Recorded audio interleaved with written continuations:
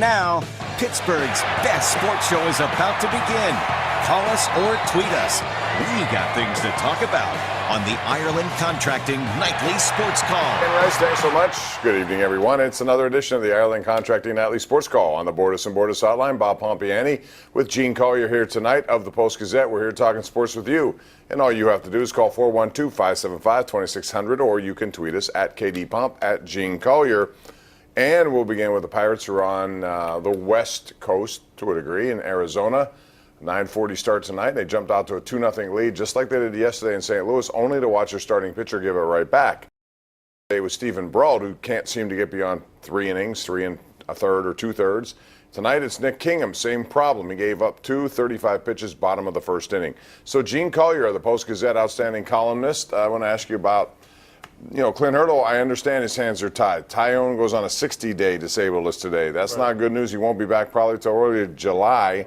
They have mounting issues, but at some point you can't keep trotting out Stephen Brault and Nick Kingham, can you, if you want to win games and you're serious about contending, because they don't give you much. Well, as you said, I mean, he's in a tough situation, and, in Stephen Brault's defense, he hasn't pitched well, but the Pirates are 2-0 when Stephen Brault starts. Well, what I'd like count yesterday when he gave up 6 runs before they scored 7 late. I mean, that's, you can make that claim. They're 2-0 when he starts, Bob. Baseball's a funny game. The thing that bothers me about it is, why are they lined up back-to-back, Brault and Kingham? Now, maybe they'll get away with it again tonight, but this is the 4th of these games, and they've come back-to-back both times. I don't know. I guess maybe there just wasn't an opportunity to move anybody else in the rotation around. The rotation's down to 60% of itself, so I guess you got to be careful.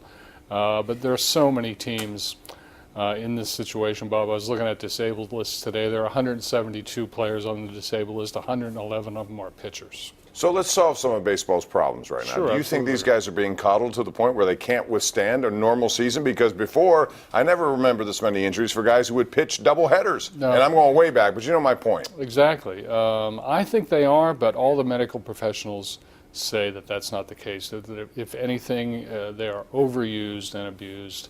By whom? By their high schools and colleges. Yeah, I and mean, all that. when they're younger and that kind of, they're playing for multiple teams and all that kind of stuff, and that leads to, arm trouble at an early age. So maybe there's something to that. Yeah, I mean, it's the game's changed so much from the days when, Bob Gibson and Nolan Ryan would go to spring training and almost purposely hurt their arms to break down all the adhesions in it. And when their arms really started to hurt, they knew that they were ready to start the season.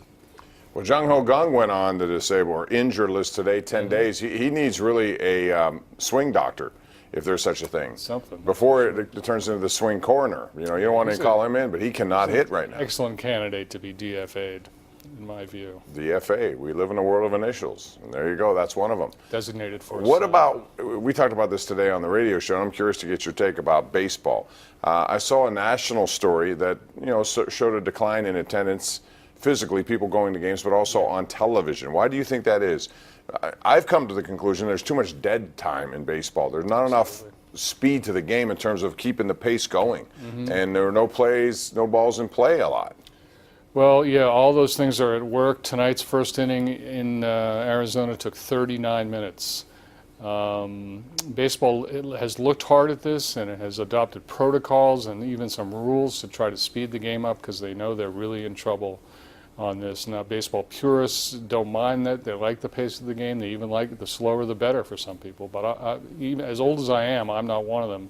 There's too much standing around in baseball, and that is another reason I think for the injuries. I mean, baseball's a lot of standing around and then quick starts and stops.